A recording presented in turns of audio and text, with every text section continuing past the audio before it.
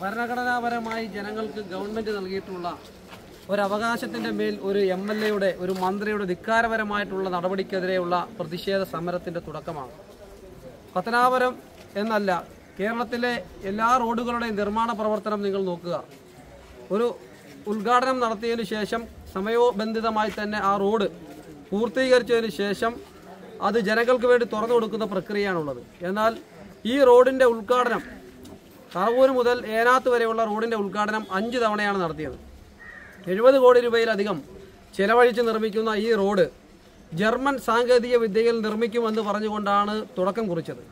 ആ തുടക്കം കുറിക്കുമ്പോൾ പത്തനാപുരത്തിന്റെ ദൃശ്യ മാധ്യമങ്ങൾ, പത്രമാധ്യമങ്ങൾ അവരുടെ എല്ലാം മുന്നിൽ വെച്ച് 6 മാസത്തിനുള്ളിൽ ഇതിന്റെ പണി പൂർത്തീകരിച്ച് ഇത് കേരളത്തിന് തന്നെ മാതൃകാപരമായിട്ടുള്ള ഒരു പ്രവൃത്തിയായിരിക്കുമെന്ന് ജനങ്ങളെ പറഞ്ഞ് വിശ്വസിപ്പിച്ച് കയ്യടി നേടിയ പത്തനാപുരത്തിന്റെ എംഎൽഎയും കേരളത്തിന്റെ ഗതാഗത വകുപ്പ് മന്ത്രിയുമായിട്ടുള്ള ഗണേഷ് കുമാർ, അദ്ദേഹം ഈ റോഡിലൂടെ ദിവസം യാത്ര ചെയ്യേണ്ട, ആഴ്ചയിൽ ഒരിക്കൽ യാത്ര ചെയ്യാൻ തയ്യാറായാൽ ഈ റോഡ് പണിയുന്നതിനെ അദ്ദേഹം മാസത്തിൽ പോലും ഈ റോഡിലൂടെ ഒന്ന് കടന്നു പോകാൻ അദ്ദേഹത്തിന് സമയം കിട്ടാത്തത് കൊണ്ടും അദ്ദേഹത്തിന്റെ പാർട്ടിക്കാരോ അല്ലെങ്കിൽ അദ്ദേഹത്തിന്റെ വീട്ടുകാരോ കുടുംബക്കാരോ ഒന്നും ഈ റോഡ് ഉപയോഗിക്കാത്തത് കൊണ്ടും അദ്ദേഹം ഇതിനെ ഗൗനിക്കുന്നില്ല എന്നുള്ളതാണ് വസ്തുത.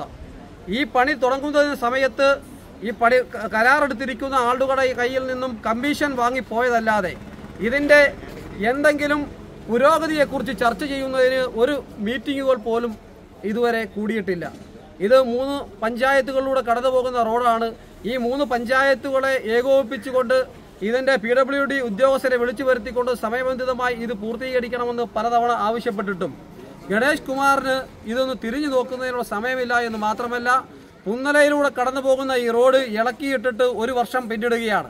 ഈ 1 വർഷം പിന്നിട്ടിട്ടും അദ്ദേഹത്തിനോട് ഇവിടെ ജനങ്ങൾ, സ്ത്രീകൾ അടക്കമുള്ള, കുട്ടികളടക്കമുള്ള ആളുകൾ നേരിട്ട് കണ്ട് ഈ റോഡിന്റെ ശോചനീയാവസ്ഥ ഒന്ന് പരിഹരിക്കണമെന്ന് ആവശ്യപ്പെട്ടപ്പോൾ അദ്ദേഹത്തിന്റെ നിലപാടെന്ന് പറയുന്നത്, എനിക്ക് സമയമുള്ളപ്പോൾ, എനിക്ക് സമയമാകുമ്പോൾ ഇത് ശരിയാക്കും. നിങ്ങൾക്ക് വേണമെങ്കിൽ ഈ ദുരിതം സഹിച്ചുകൊണ്ട്, ഈ ബുദ്ധിമുട്ട് സഹിച്ചുകൊണ്ട് നിങ്ങളുടെ കുഞ്ഞുങ്ങളെ ഈ റോഡിലൂടെ സ്കൂളിലേക്ക് അയക്കുക. നിങ്ങൾ ജോലിക്ക് പോകുമ്പോൾ ഇത്രയേറെ ബുദ്ധിമുട്ടുള്ള, നടുവേദനയുള്ള അല്ലെങ്കിൽ ഗർഭിണികളായിട്ടുള്ള സ്ത്രീകൾ യാത്ര ചെയ്യുന്ന ഒരു റോഡ്, ഒരു മലയോര പ്രദേശത്തിലെ ഒരു റോഡ് ഇത്രയും പൊളിഞ്ഞു കിടന്നിട്ട് ഇത് എന്തെങ്കിലും ഒരു ഉത്തരവാദിത്തം ഉണ്ടായിരുന്നുവെങ്കിൽ 23 വർഷം പത്തനാപുരത്തെ ജനങ്ങളുടെ വോട്ട് വാങ്ങി അധികാരത്തിലെത്തി 3 തവണ മന്ത്രിയായ ഒരു വ്യക്തി ഇത്രയും ഉത്തരവാദിത്തമില്ലാതെ പെരുമാറുന്നത് കാണുമ്പോൾ അത്ഭുതമാണ്.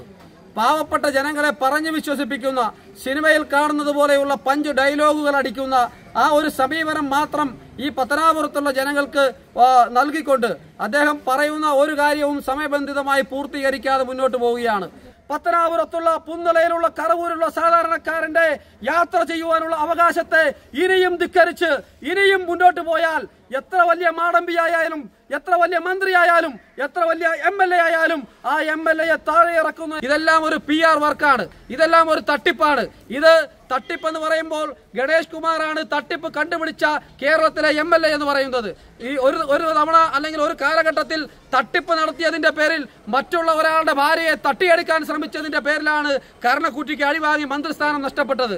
ആ മന്ത്രിസ്ഥാനം നഷ്ടപ്പെട്ട, MLA സ്ഥാനം നഷ്ടപ്പെട്ട ആളെ ഇവിടെ നിന്ന് മഴുക്കുചാൽ എറിയുന്ന സാഹചര്യം ഉണ്ടായപ്പോൾ അതിനെ എടുത്ത് തലയിൽ വെച്ചുകൊണ്ട് ഇടതുപക്ഷ ജനാധിപത്യ മുന്നണി ചുമക്കുകയാണ്.